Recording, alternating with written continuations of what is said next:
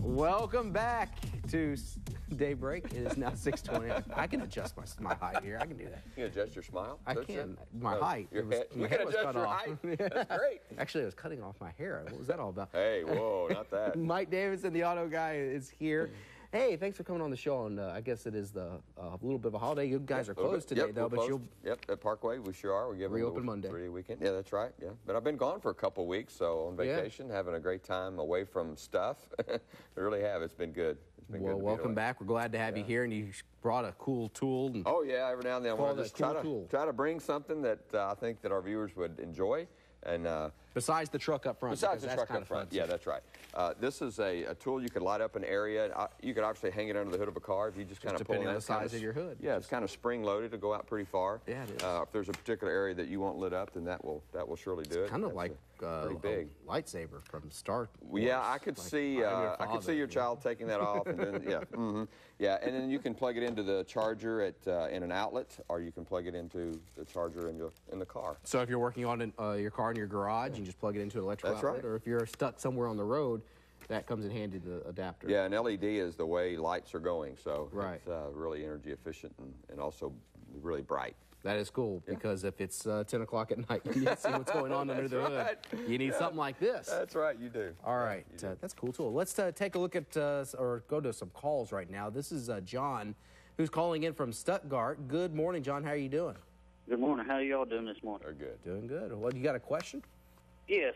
I have a 89 Dodge pickup that I totally restored. But when you start it and go for about 10 blocks, it just loads up on fuel. Just loads itself up, then it just clears off and shut off, and it starts running normal. I got new injectors in it and everything, but can't figure out what's causing that. Well, the thing about a fuel-injected vehicle is that the injectors are computer-controlled, and so I would be looking for something along the lines of the temperature sensor telling the computer it's really cold outside and throwing too much fuel into the engine, because a cold engine needs more fuel. So if the coolant temp sensor was telling the computer, and this is not uncommon, it's like minus 20 degrees outside, okay, even though it's 90, then it's going to just dump fuel into that engine. So I'd be looking along those lines. Now the thing with 89 models is the computer system is very archaic in comparison to what we have today. So it can really be a hunt and peck even for the technician to get in there to see what's going on. So you expect a little bit of time for the technician to actually locate that problem. But the fact that it's loading up is a good thing, because he can go right to, we know it's a fuel problem, we can go in there and see, well, what is it that manages fuel in that system? The control module for the Chrysler and Dodges in those year models were not very reliable. They failed quite often. And so I wouldn't be surprised if the end result wasn't just a module that controls all of that. All right, let's go to another phone call from Whitehall. This is Joe. Good morning, Joe. How you doing? Hey, Great. Good morning. I have a question. I have an 02 Ford Expedition, and every time I give it gas, it wants to suck a lot of air. It doesn't have hardly any combustion to it whatsoever.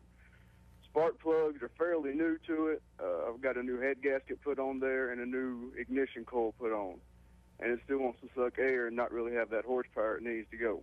Okay. What am I looking at here? Well, we've just about got to find more air getting in than it should. I mean, with today's fuel-injected cars, everything is sealed up. The only way that air should be getting in is through the air filter. So we've got to be looking for vacuum leaks. And you mentioned you had some new head gaskets. So I'm thinking of everything that had to be taken apart. You're talking about taking apart half your engine when you replace the head gasket. So I'm going to be thinking of things like the intake gasket having a leak somewhere, things like that. All of the throttle body area, from the throttle body all the way out to the air filter, all of those places are potential air leaks on that car. So I would simply just go back through from the beginning to end and be looking for vacuum leaks on that car. That's exactly what I'd be doing. That could be a costly repair, taking that engine apart, couldn't it? Well, it was a costly repair when he did the head gaskets. That's a big thing. It may not be as costly to actually find the problem that's wrong with it. We're just trying to find out why are we getting more air than we need to. Using the O2 sensors in the diagnostic process are real good, because the O2 is oxygen. It's reading oxygen, and we need to know how much oxygen is actually going to the engine, and the O2 sensors will help you do that. All right. Yeah. Mike Davidson, the auto guy. For more information there, you got questions, you want to know where he's located. Parkway Automotive out there on Kirk Road. It's right off of Chenal Parkway. There's the phone number for more information.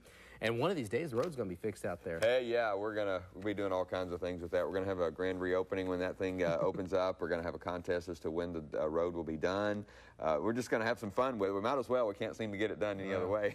One of these days. One of these days. It'll happen. It'll happen. All right, thanks. Good to see you Oh, again. yeah, good to be back. Welcome back from your vacation. Yeah. Stay with us. We have another look at your news with Beth.